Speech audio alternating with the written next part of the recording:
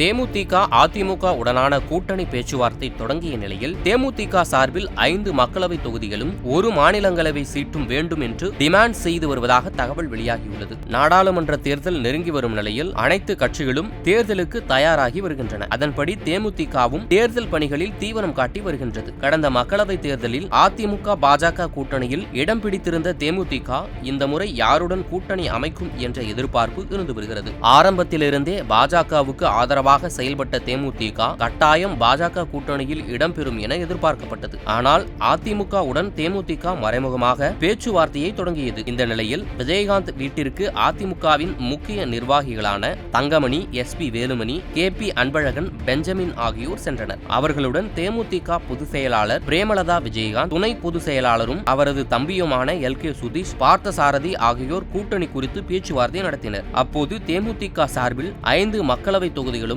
1 ராஜ்யசபா சீட்டும் வேண்டும் என்று வலியுறுத்தியதாக தற்பொழுது தகவல் வெளியாகியுள்ளது.